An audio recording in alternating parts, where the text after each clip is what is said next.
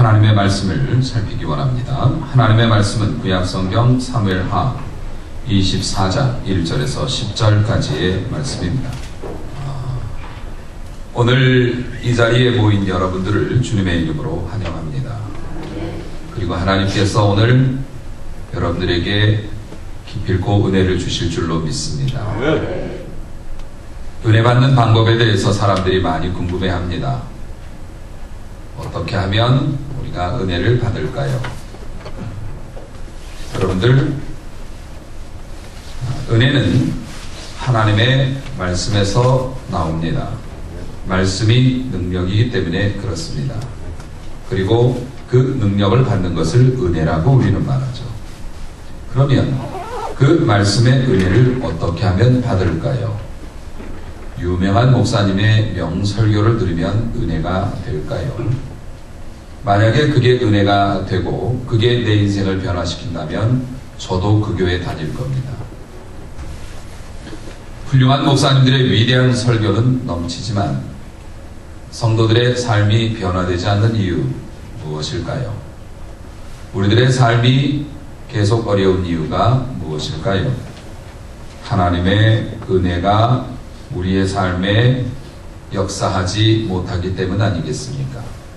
자, 은혜 받는 방법에 대해서 제가 방법이라고 말하니 세속적인 것 같지만 성경에 나타난 사건 하나를 읽어드리겠습니다. 느헤미야와 함께 예배를 드렸던 이스라엘 백성들의 이야기입니다. 느헤미야서에 우리가 보면 예루살렘 성벽을 재건하고 백성들이 수문 앞 광장에 모였습니다. 아름다운 문이라고 하는 그 수문, 그 광장에 모여서 학사 에스라, 하나님의 말씀과 율법에 익숙했던 학사 에스라가 낭독하는 하나님의 말씀을 듣기로 했습니다. 오늘날로 말하면 이렇게 모여서 드리는 예배가 되겠죠. 이 사람들은 하나님의 말씀에 갈급했기 때문에 새벽부터 모여들기 시작했습니다. 새벽부터 모여서 하나님 앞에서 말씀을 사모하고 앉아있는데 그 말씀의 자세가 매우 진지했습니다. 뭇 백성이 율법책에 귀를 기울였다.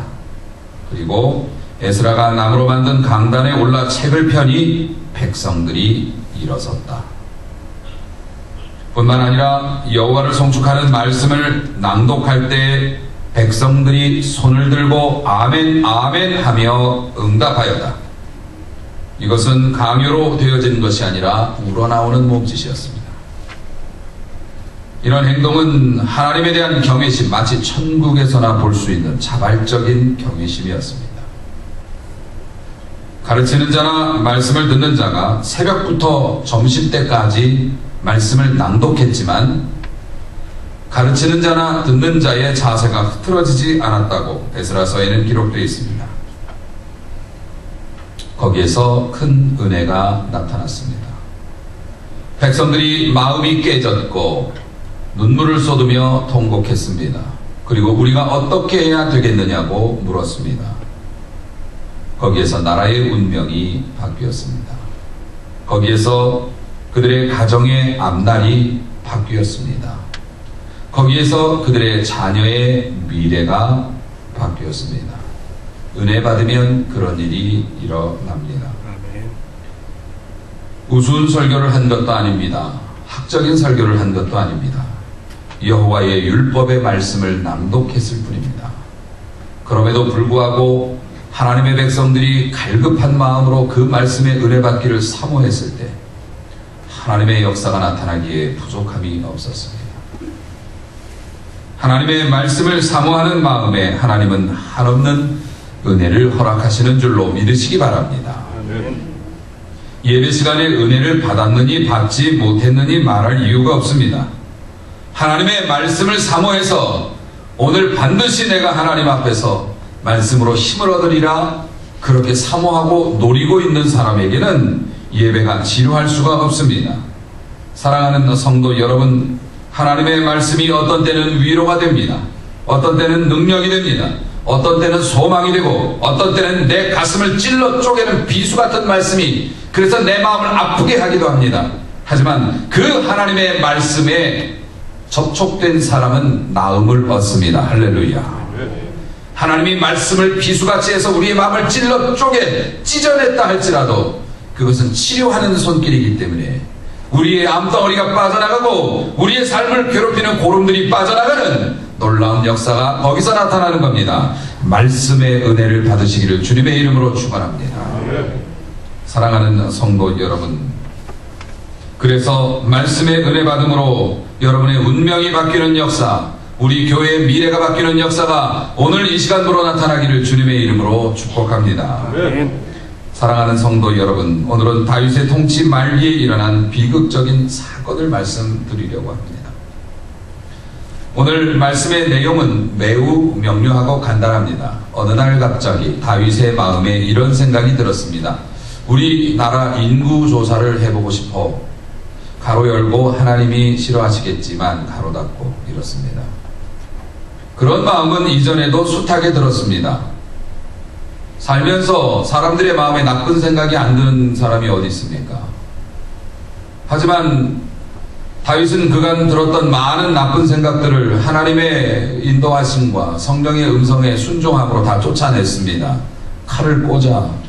아니야, 하나님이 미워하셔. 하나님이 싫어하셔. 네 맘대로 해. 아니야, 하나님께서 안 좋아하실 거야. 그런데 인구조사 해. 거기까지는 늘 있을 수 있는 일이죠. 한번 조사해보고 싶다. 우리나라 정말 잘 되고 있잖아. 한번 쉬어보고 싶은데. 그런데 그날은 그냥 해볼까? 이런 생각이 이겼습니다. 왜 그런 일이 일어났을까요? 결국에는 그 마음속에 그런 생각이 일어났는데 하나님께서 제어장치를 두셨습니다. 그의 충신이라고 말할 수는 없지만 어쨌든 능력 있는 신하였던 요압 장군을 불러서 인구조사하고 싶어요. 장군이 좀 해주세요. 요압 장군은 믿음의 사람이라고 말할 수 없는 사람입니다. 대단히 정치적이고 교활하고 무자비한 사람입니다. 세상 사람들을 대표하는 사람이라고 할 수 있어요. 그런데 그 사람조차도 단박에 그 문제에 대해서 이의를 제기합니다. 3절 말씀입니다. 이 백성이 얼마가 되든지 하나님께서 100배는 더 많이 만들어주셔서 임금님 눈으로 확인하게 해주실 거라고 나는 생각합니다. 누가요? 지금 요압이 이런 얘기를 하고 있어요. 그런데 왜 요압의 내용은 이겁니다. 왜 하나님의 마음에 합하지 않은 일을 자꾸 하려고 하십니까? 지금 가만히만 계셔도 하나님이 지금 백성의 100배를 만들어서 임금님이 확인할 수 있도록 눈으로 보여주실 텐데, 아니 가만히만 있으면 되는데 왜 사서 하나님이 미워하시는 일을. 요압도 알고 있었어요. 상식이었거든요. 하나님이 다스리시고 하나님이 세우신 나라입니다. 하나님이 통치하시는 나라입니다. 그런데 왜 임금님 하나님 마음에 안 드는 행동을 하려고 하십니까? 그 정치적이고 계산적인 믿음이 없는 요압이 그런 얘기를 했습니다. 이 정도면 알아들어야 합니다. 이 이야기는 무엇입니까? 다윗은 고도로 어려운 수학 문제를 틀린 게 아니라 유치원 때 배울 만한 덧셈 뺄셈을 틀렸다는 얘기입니다. 누가요? 우리가 그동안 쭉 살펴왔던 하나님의 마음에 합한 다윗이요. 왜 이런 일을 했을까? 요압 장군이 만류를 했음에도 불구하고 다윗은 재촉했다고 오늘 본문에 기록되어 있습니다. 고집을 부렸습니다. 결국 9달 20일 동안 무려 10개월 동안 인구조사를 합니다. 결론이 어떻게 납니까? 인구가 몇 명인지 중요한 것은 아니었습니다. 다윗은 그 일로 인하여서 하나님 앞에 큰 벌을 받습니다. 무려 7만 명의 백성이 3일 만에 죽임을 당합니다. 왜 이런 난리가 났을까요? 그것도 다윗의 인생에 가장 완숙하고 그리고 무르익었을 시기에 하나님 앞에서 신앙생활도 오래 했던 사람이, 사실 노인이라고 해서 마냥 지혜로운 건 아니죠. 왜 이런 일이 벌어졌을까? 다시 천천히 1절을 한번 살펴보십시다. 여호와께서 다시 이스라엘을 향하여 진노하사 화가 나셨습니다. 그래서 이스라엘을 벌 주시려고 다윗을 격동시켰습니다. 마음을 흔드셨다는 얘기입니다. 좀 더 정확하게 표현하면 흔들리는 마음을 잡아주지 않으셨다, 이렇게 되어 있습니다. 이 병행 구절이 되는 역대기에 보면 사단이 다윗의 마음을 흔들었다, 이렇게 되어 있습니다. 같은 얘기입니다. 사단은 늘 우리의 마음을 흔들고 나쁜 아이디어를 줍니다. 그런데 하나님이 은혜로 우리를 보호해 주셔서 사고치지 않고 여러분이 이곳에 있는 줄로 믿으시기 바랍니다. 그런데 하나님께서 이번에는 그걸 안 해주셨다는 거예요. 자, 다시 설명드립니다. 이스라엘에게 화가 나셨습니다. 그리고 이스라엘을 벌 주시려고 다윗이 잘못된 결정하는 것을 만류하지 않으셨습니다. 뭐 이렇습니까?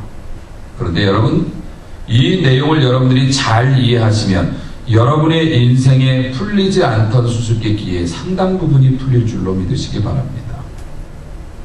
하나님께서 이스라엘에게는 왜 화를 내셨는지 여러분 상상해 볼 수 있습니다. 아니, 상상할 필요가 없습니다. 성경을 주의 깊게 살펴보면 하나님의 진노의 원인을 알 수 있어요. 여러분, 모든 답은 성경 안에 담겨 있습니다. 혹은 성경이 그것에 대해서 가르쳐 주시지 않으면 우리는 모른다고 하면 됩니다. 괜히 상상할 필요 없죠. 오늘 이 내용에 대해서는 하나님이 성경 안에 그 원인에 대해서 알려주셨습니다. 그것을 줄여서 여러분들에게 말씀을 드리면 이런 내용입니다. 하나님께서 또다시, 예전에도 이스라엘 백성에게 실망하셔서 화를 많이 내셨지만 이번에 화내신 이유는 이전에 우리가 압살롬의 반역 사건을 보았죠. 그 다음에 세바라고 하는 사람이 또 반란을 일으켰던 적이 있습니다. 나라가 뒤집어질 뻔했던 적이 있었습니다. 그런데 그 두 번의 반역 사건에서 이스라엘 백성들이 어떤 선택을 했냐면 다윗을 등지는 선택을 했어요. 압살롬이 왕이 되겠다고, 왕이 되었다고 선포할 때 백성들의 마음이 돌아섰다고 그랬습니다. 그래서 다윗이 도망간 거거든요. 또 세바가 난을 일으켰을 때도 수많은 백성들이 그쪽을 따랐습니다. 하나님께서는 그것을 죄로 여기셨습니다. 왜냐하면 하나님께서 이스라엘 백성을 사랑하셔서 다윗을 주신 겁니다. 믿으시기 바랍니다.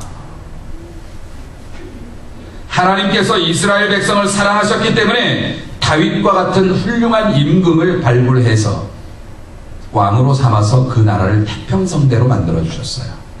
그런데 이 백성들이 다윗에게 등을 돌린 겁니다. 그 얘기는 뭡니까? 하나님의 축복에 대해서 등을 돌렸다는 겁니다. 하나님을 배신한 거나 마찬가지라는 거죠. 백성들이 어떻게 다윗을 저버리고 압살롬의 편을 들 수가 있습니까? 이스라엘 백성들이 하나님께서 자신들에게 베풀어 주신 은혜에 대해서 진주를 던져준 것을 짓밟는 돼지를 본 것 같은 하나님의 마음이시죠. 그래서 우리가 그동안 말씀을 통해서 배웠죠. 하나님께서 죄를 회개하면 용서해 주시지만 그러나 그 대가는 치러야 한다는 것. 그래서 죄가 무섭다는 것. 하나님께서 죽이시지는 않겠지만은 거기에 상응하는 대가를 반드시 치러야 하니까 우리가 죄를 두려워해야 한다고. 결국 하나님께서는 이스라엘에게 진노하셨기 때문에 그 백성들을 심판하시기 위해서 다윗의 마음을 격동시켜 죄를 짓게 하신 겁니다. 여러분, 아버지가 딴맘 먹으면 집안이 패가망신할 수 있습니다. 아버지가 건실하게 돈을 벌어오고 가족을 섬겨야 하는데 나가서 술을 먹고 다니고 도박에 손을 대고 이상한 거에 집착하게 되면 가족들이 그 고생이 보통이 아닙니다. 교회에서 목회자가 목회에 관심 두지 아니하고 세상적인 일이나 이름을 날리는 일에 관심 두고 나돌기 시작하면 이 교회 성도들이 기근을 면치 못할 것입니다. 여러분들이 아무리 훌륭한 믿음을 가졌어도 목사로 세워진 자가 앞에서 헤매고 다니면 온 교회가 영적으로 혼란을 면치 못할 것입니다. 우리 아버지 왜 그러시지? 내 남편 왜 그래? 우리 사장님 왜 그럴까? 물론 1차적인 잘못은 범죄한 그들에게 있습니다. 하지만 가만히 생각을 해보면 하나님께서 그들을 통해서 나를 심판하시려고 하는 것일 수도 있다는 사실입니다. 그런데 다윗에게도 문제가 있죠.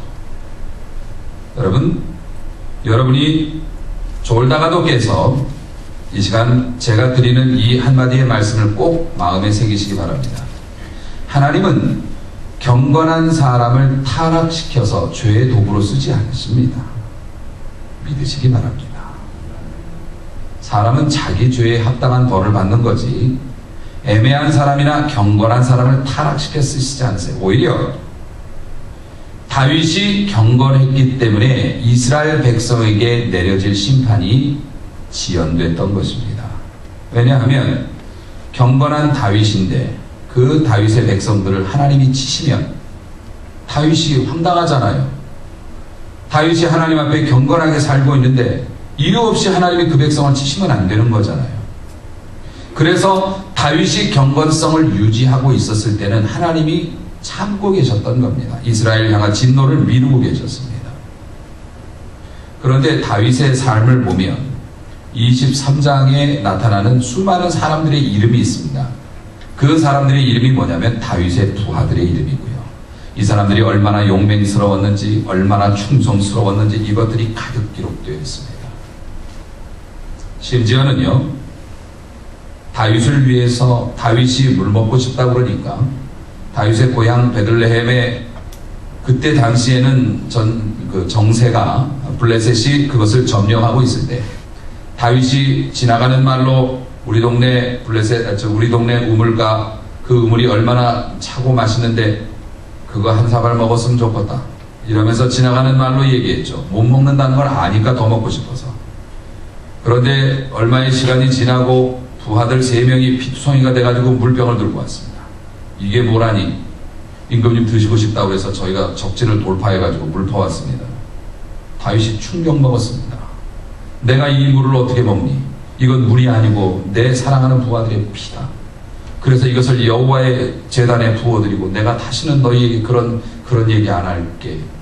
얼마나 훈훈한 미담입니까? 그렇게 목숨을 걸 만한 훌륭한 부하들이 있었어요. 그러니 하나님이 제대로 보이겠습니까? 이전에 아무도 없고 모두 다 등을 돌리고 쫓겨다녔을 때는 그의 신앙이 날이 섰습니다. 그런데 이제는 다윗을 위해서 생명을 걸겠다는, 아니 다윗이 아니라 그가 물 한 모금 먹고 싶은데도 생명을 걸겠다는 부하들이 널려 있습니다. 그는 블레셋과 아말렉과의 전쟁에서 연전연승을 해서 그의 나라가 완전히 견고해졌습니다. 주변의 나라들이 고개를 들지 못하는 상황이 되었습니다.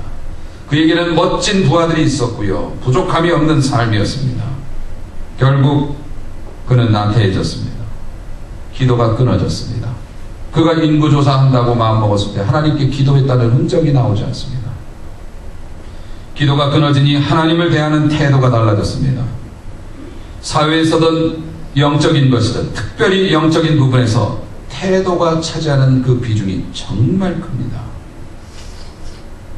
하나님 앞에서 큰 은혜를 받고 역사와 운명이 바뀌었던 이스라엘 백성들, 에스라와 함께 했던 수므라 광장의 집회, 그 은혜의 비결이 뭐였습니까?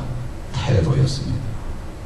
은혜 받고 싶다고, 하나님 살려달라고, 주의 말씀을 듣겠다고 지루한 율법의 말씀을 낭독하는데 몇 시간이고 엎드려서 손을 들고 하나님의 말씀을 받아들이다가 은혜 받았습니다. 여러분, 지금도 역시 마찬가지입니다. 하나님의 교회에서는 태도가, 하나님을 모실 때 정말 태도가 중요합니다. 옷차림 중요합니다. 우리가 말을 하는 것, 시간을 지키는 것, 예배 시간의 자세 매우 중요합니다. 우리는 하나님 앞에 있습니다.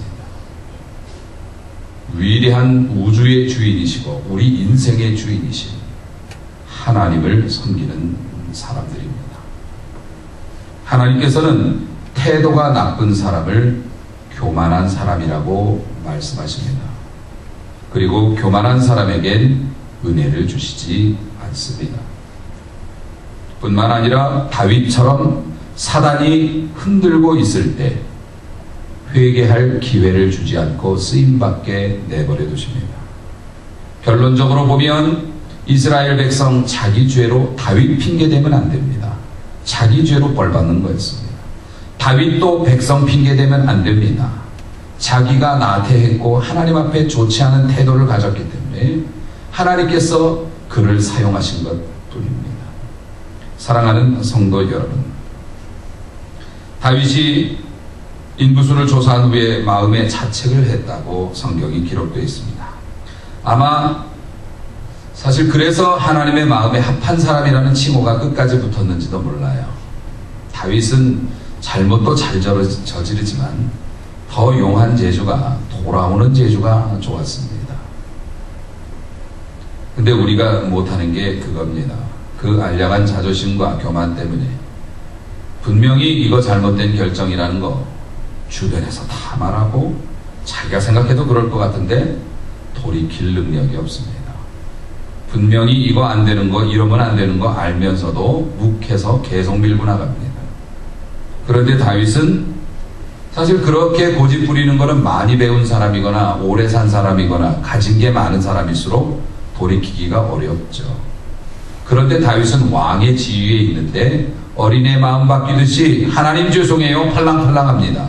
이게 살 길입니다. 할렐루야. 하나님 앞에 무게 잡을 필요 없습니다. 잘못했으면 잘못했다고 주저앉으면 되는 겁니다. 사실 하나님 죄송해요 그 마음에 자책하기 시작했다라는 순간 이미 회복은 시작되고 있었습니다.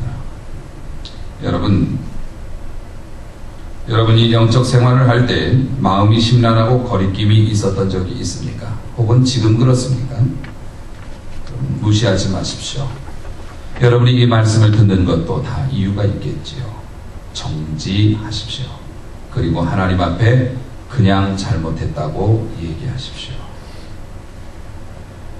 아라우나의 타작마당에서 죽음의 천사가 칼을 빼들고 이스라엘 백성과 예루살렘을 멸망시키려고 하고 있을 때 물론 하나님께서는 이미 뜻을 거두시고 그 마음에 후회를 하셨다 했지만 다윗은 그 앞에 엎드려서 이 백성이 무슨 죄가 있습니까? 죄가 있으면 내 죄고 나하고 내 자식들 다 없애시더라도 백성 살려달라고 그렇게 간구합니다.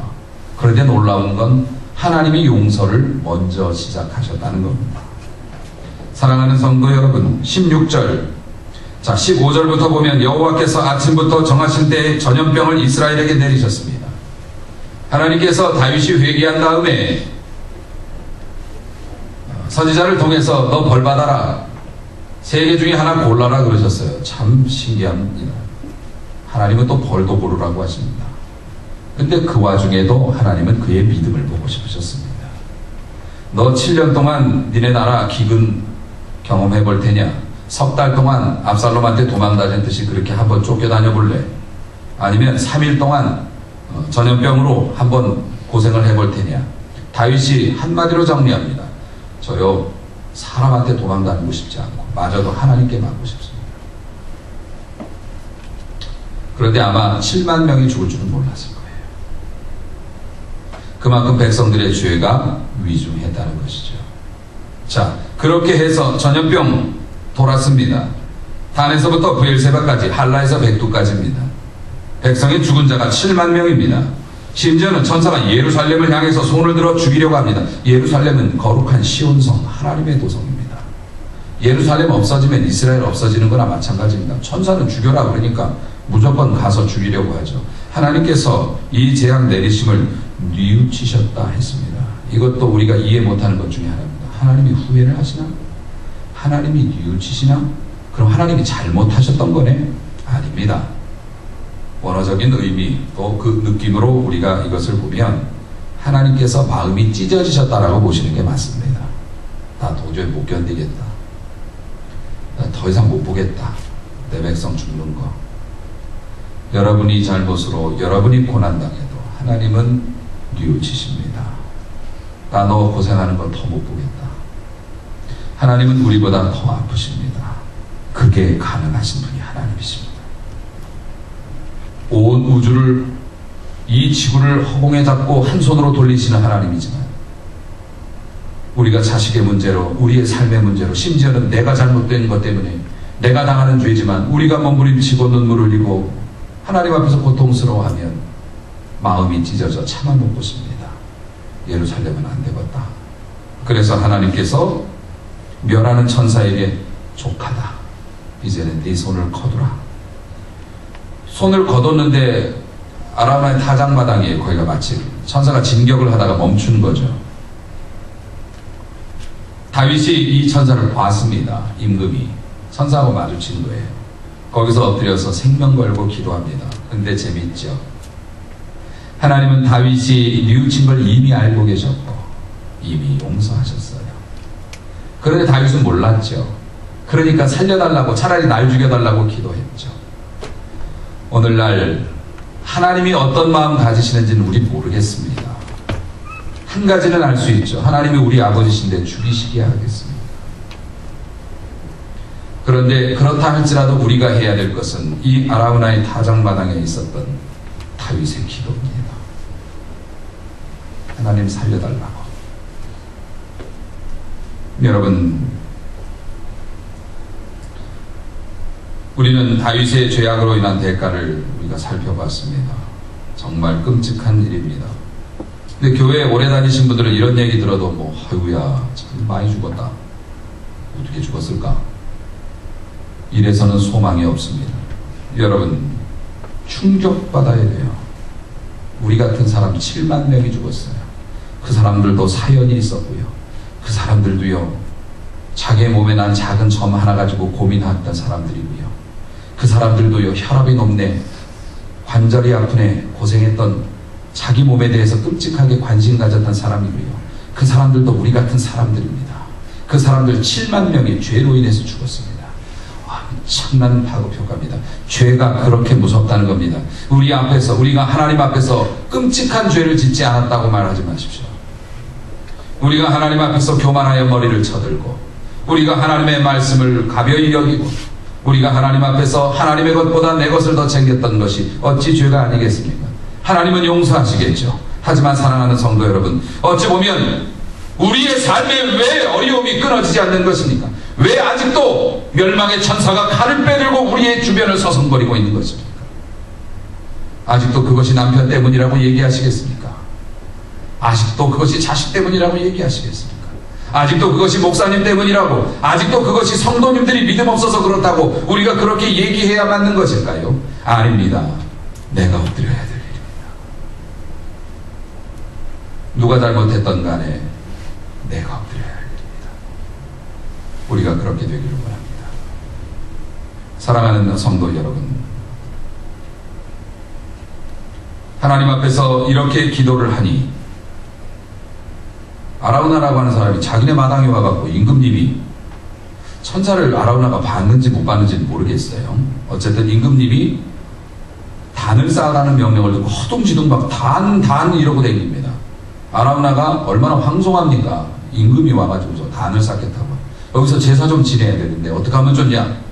아라우나가 서비스를 제공합니다. 임금님 소 여기 있고요, 나무도 여기 있고요, 뭐 필요한 거 다 제공해 드릴 테니 얼른 제사 드리십시오. 다윗이 여기에서 이런 얘기합니다. 아니야, 내가 돈 줘서 살 거야. 난 네 걸로 드리고 싶지 않아. 여러분, 별거 아니겠죠. 임금님에게 있어서 그까지 제사 한번 드리는 금액이 얼마나 되겠습니까만요. 아라우나는 임금의 죄를 모르고 있어요. 사람들은 내 잘못을 모르고 있다고요.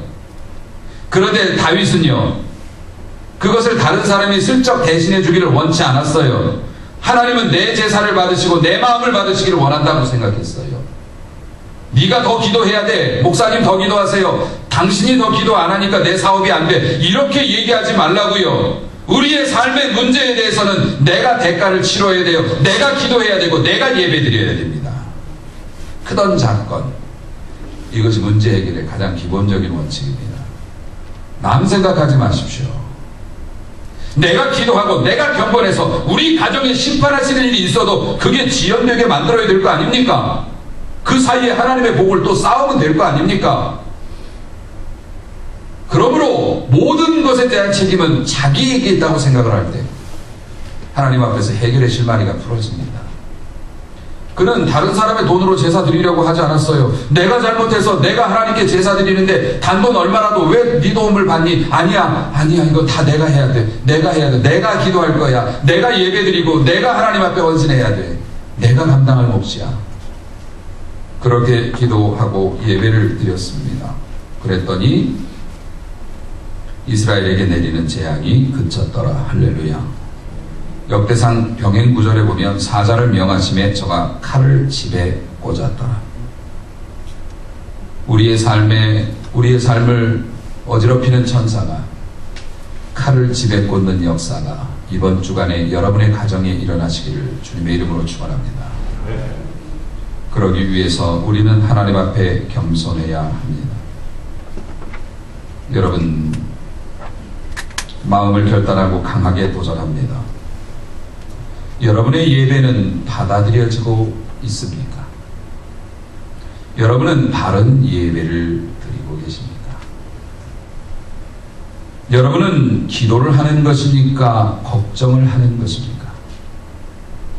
걱정하는 시간과 기도하는 시간의 비율은 어떻습니까?